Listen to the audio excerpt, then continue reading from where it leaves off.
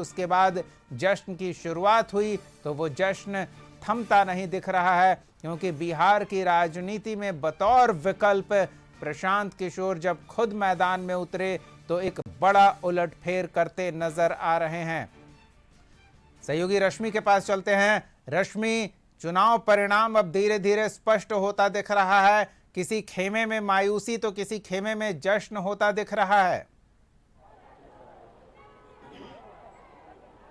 बिल्कुल दीपक, देखिए इस वक्त हमारी मौजूदगी जनसुराज के कार्यालय में है और यकीन मानिए यहाँ की जो तस्वीरें हैं ये बताने के लिए काफी है कि पार्टी कार्यकर्ताओं में उत्साह कितना ज्यादा है। एक दूसरे को मिठाइयाँ तो खिलाई ही जा रही है, लेकिन रंग गुलाल एक दूसरे को लगाकर इस पल को सेलिब्रेट किया जा रहा है। बड़ी संख्या में कार्यकर्ताओं की भीड़ लगातार बढ़ती जा रही है, क्योंकि देखिए अब से थोड़ी ही देर में प्रशांत किशोर भी निकलेंगे पार्टी कार्यालय से और ऐसे में हम कार्यकर्ताओं से बातचीत करेंगे। खासकर देखिए जिस तरह से बांकीपुर में उपचुनाव हुआ, बीजेपी का ये गढ़ कहा जाता था दीपक, और लगातार यहाँ से बीजेपी की जीत होती रही है, लेकिन इस बार जिस तरह से जनसुराज ने बाजी मारी है, हालांकि अभी वोटों की गिनती जारी है और धीरे धीरे कर जो रुझान सामने आ रहे हैं ये बता रहा है कि जनता का विश्वास प्रशांत किशोर में, जनसुराज में जगा है और यही वजह है कि ये भीड़ यहाँ की बढ़ती जा रही है। हम यहाँ पर लोगों से भी बातचीत करेंगे। ये जो जीत हुई है, हालांकि अभी औपचारिक मोहर बाकी है, लेकिन अब ये लगभग तय है कि प्रशांत किशोर यहाँ से जीत चुके हैं। हाँ जी, जीत चुके हैं। कितना उत्साह है, कितनी खुश है आप लोग? आप देखिए पूरा जमावड़ा है, खाली खुशी का गुलाल से खेला जा रहा है। लोग सोच रहे हैं कि अब आज हमारे घर में दिए जलेंगे, दिवाली बनेगी और पहला सावन है और पहला सावन में भगवान इतने खुश हुए हैं कि उन्होंने बोला है कि भैया ये एक मैसेज है बीजेपी के लिए कि अब सच्चाई की जीत होनी है। अब जो हमारा किला है बांकीपुर का, जो बोल रहे थे कि कोई कुत्ता बिल्ली भी खड़ा होगा तो बीजेपी तब भी जीत जाएगी, लेकिन अब ये प्रूव हो गया है, जनता के बीच प्रूव हो गया है कि भैया इतना घमंड नहीं ठीक है। घमंड से क्या है, ऊपर से लोग नीचे गिरता है, तो वही काम हुआ है। आज 3 अगस्त तक किला ध्वस्त हो चुका है बाकी ये बीजेपी का, और अब प्रशांत किशोर जी जो बोलते हैं कि अब एक बिहारी 100 पे भारी, लेकिन वो एक 100 पे भारी नहीं है, वो 1000 पे सब पे भारी है। कहना क्या है, आप लोग सबको ही देख रहे हैं कि कितनी हुजूम के साथ आज हम लोग गए। कल तक तो लोग कहते थे प्रशांत किशोर कौन है, जनसुराज क्या है, लेकिन आज सबके वो 40 स्टार प्रचारक के बीच में आज प्रशांत किशोर आ जाके और 3 अगस्त किला ध्वस्त वाली कहानी हो गई, बीजेपी का किला ध्वस्त हो चुकी है। तो देखिए बीजेपी का किला ध्वस्त है दीपक, ये कहा जा रहा है कार्यकर्ताओं की तरफ से। महिलाओं की तो भीड़ है ही, लेकिन यहाँ पर बड़ी संख्या में पुरुष कार्यकर्ता भी मौजूद हैं, चेहरे पर गुलाल लगाए इस पल को ये सेलिब्रेट कर रहे हैं। क्या कहिएगा इस जीत से? ये जीत एक नया आयाम लिख रहा है मैम, और मुझे लग रहा है ये देखिए इस चुनाव में सबसे पहले न राजद को लॉस है न बीजेपी को लॉस है, लेकिन एक जनता ने दिखाया है कि नई शुरुआत जो है ना वो काफ़ी एक जनता के एग्रेसिव का नतीजा है, क्योंकि लॉ एंड ऑर्डर वगैरह बहुत ही ख़राब है। बिहार का जो स्थिति है अभी, वो लोगों से बिहार नहीं संभल पा रहा है, तो यहाँ प्रशांत अडिग रहेंगे, नाम भी प्रशांत है, और ये अपना जलवा भी कायम रखेंगे इस बार बाकी विधानसभा क्षेत्र में। देखिए जलवा कायम है यहाँ पर बीजेपी की तरफ से। जिस तरह से जीत के दावे किए जा रहे थे, लेकिन वो दावे अब कहीं ना कहीं ध्वस्त हुए हैं, और ऐसे में अब ये तस्वीरें पार्टी कार्यालय की जहाँ पर कार्यकर्ता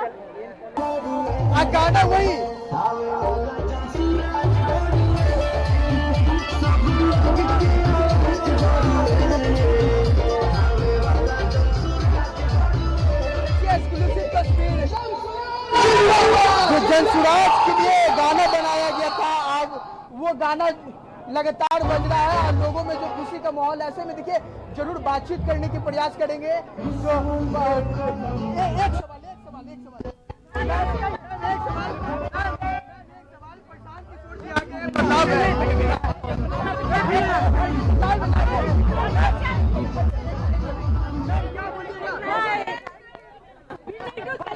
Yes, of course.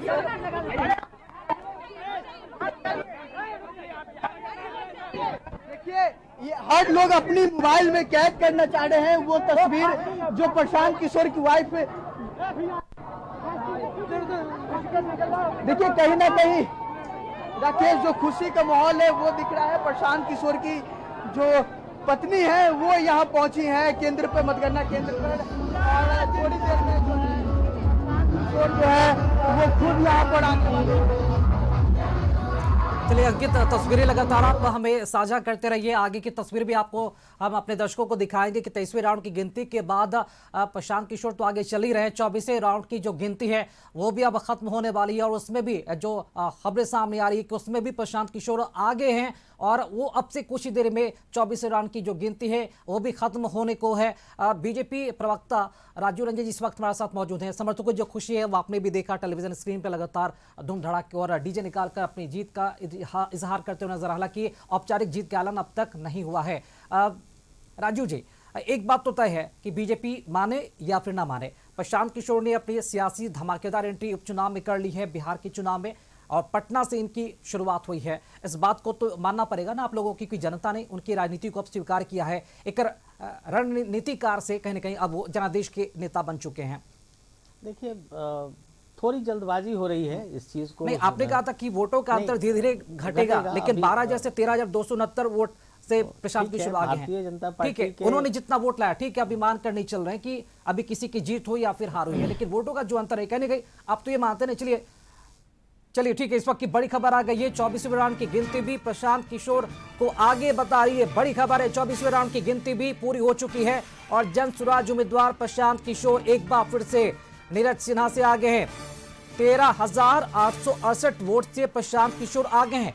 ये 24वें राउंड की गिनती है और अब जो रुझान है वो भी सामने आने लगे हैं। एक तरह से देखा जाए तो भले ही औपचारिक जीत का ऐलान अब तक नहीं किया गया, अभी भी वक्त बाकी है, लेकिन जो जन स्वराज के समर्थक हैं, जो उनके वोटर्स हैं, वो काफी उत्साहित हैं और उन्हें ऐसा लग रहा है कि हम यानी कि जन स्वराज धीरे धीरे अब जीत की ओर अग्रसर हो रहा है। जीत हमारी पक्की है। और टेलीविजन स्क्रीन पर भी आपने तस्वीरें देखी, लगातार एएन कॉलेज, पूरा एएन कॉलेज रोड जो है जन स्वराज के कार्यकर्ता और समर्थकों से पटा हुआ है। देशभक्ति के गाने बजा जा रहे हैं और उस पर ही खूब झूमा भी जा रहा है। इस वक्त हमारे साथ बने हुए हैं Rajiv Ranjan ji, BJP spokesperson. Rajiv Ranjan ji, जो तस्वीरें सामने आ रही है, आप जैसे कह रहे हैं कि अभी भी फासला है, अभी भी वक्त है, क्या उम्मीद अभी भी करते हैं? अगर मान लीजिए ठीक है बीजेपी अभी तक हारी नहीं है, अभी औपचारिक ऐलान बाकी रह गया है, आपको लगता है कि कहीं कैंडिडेट सिलेक्शन में कोई गलती हो गई? क्योंकि पहला कैंडिडेट को लेकर जिस तरह से विवाद सामने आया, उसके बाद आपने दूसरा कैंडिडेट दिया, कई तरह की बातें सामने, कई लोग ये भी कह रहे थे कि जो नीरज सिन्हा है उन्हें ठीक से बोलने नहीं आता, तो कहीं कहीं क्या लोगों के जन में ये मैसेज तो नहीं गया कि जो खुद नहीं बोल सकता वो जनता की बातों को विधानसभा में क्या उठाएगा? देखिए, इस चीज़ से इनकार नहीं किया जा सकता है। कैंडिडेट चयन जो हुआ वो अपेक्षाकृत जनता की अपेक्षा पे नहीं आया, तभी ऐसा हो रहा है। लेकिन ये कहना कि कैंडिडेट भारतीय जनता पार्टी ने गलत चयन किया, ये थोड़ा मुझे लगता है ठीक नहीं होगा। जनता की आकांक्षाओं पे वो नहीं खरा उतरा, हम इस बात से इनकार नहीं करते हैं, परंतु भारतीय जनता पार्टी ने एक नज़ीर पेश करने का प्रयास किया कि ग्रास रूट का कार्यकर्ता, जो हमारी सबसे यूँ कहें कि जो प्रथम बॉडी है, जो सबसे ग्रास रूट का जो हमारा बॉडी होता है वो मंडल होता है, और उस मंडल का कार्यकर्ता जिसको विधानसभा का टिकट दिया गया, ये अपने आप में बड़ी बात है।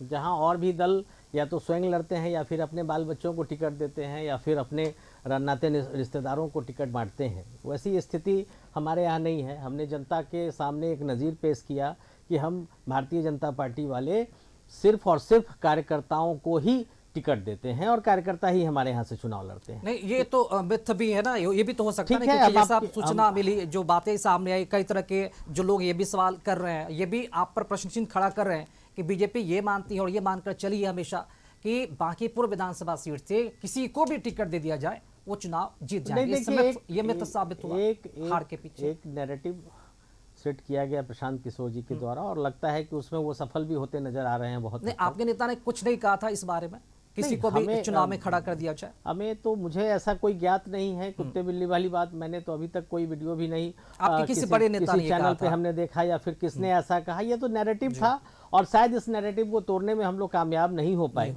और जो भी वोट आ रहे हैं, मैं फिर कहूँगा कि ये वोट समर्पण का वोट है, आत्मसमर्पण। जो भारतीय जनता पार्टी के सामने चुनाव लड़ रही तीसरी पार्टी, जनसुराज के बाद जो तीसरी पार्टी राष्ट्रीय जनता दल है, राष्ट्रीय जनता दल का जो समर्पण था प्रशांत किशोर जी के सामने, ये वोट परसेंटेज वहाँ से बढ़ा। और जो अभी जो आप वोट की जो स्थिति हम देख रहे हैं, जो नंबर ऑफ पोल्स जो बढ़ रहे हैं प्रशांत किशोर जी के खाते में, तो वो कहीं ना कहीं जनता हो सकता है कि हमारे चयन से संतुष्ट नहीं हो, लेकिन ये मैं एक राष्ट्रीय मतलब एक भारतीय जनता पार्टी के कार्यकर्ता होने के नाते मैं बड़ा गौरवान्वित महसूस करता हूं। ये तो बड़ा सवाल है कि आखिर बीजेपी यहाँ पर कैसे चूक गई और इतनी बड़ी गलती कैसे हो गई कि बांकीपुर जहाँ से हमेशा बीजेपी का किला फतह रहा है, आज वो उस मुहाने पर खड़ी है जहाँ वो हार अपने सामने से अपनी आंखों से देखते हुए नजर आ रही है और कुछ कर भी नहीं पा रही है।